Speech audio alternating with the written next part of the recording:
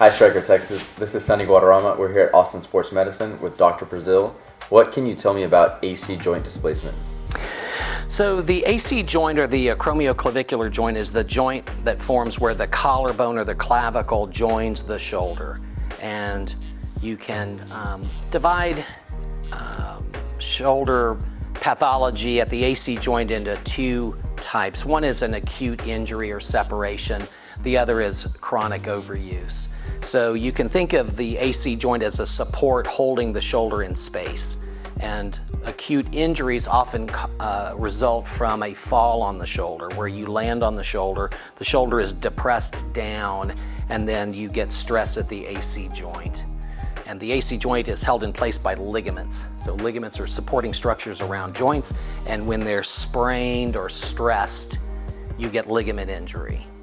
So those are, when we talk about trauma to the AC joint, we typically talk about AC joint separations, typically from a fall landing on the top of the shoulder. And when we talk about the shoulder and joints moving or separating or dislocation, we talk about the clavicle or the AC joint or the shoulder joint itself. A shoulder joint dislocation is a very violent event.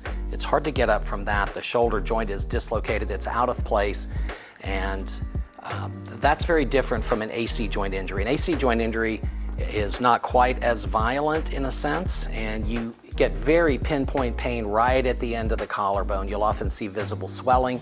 And then if it's what's called a grade 3 separation, where the clavicle is completely separated from the joint, you'll often see a bump at the end of the bone there. But it's very pinpoint focal pain. You can touch it, and if you move away from it, the pain dissipates. What would the recovery time be for an injury like this?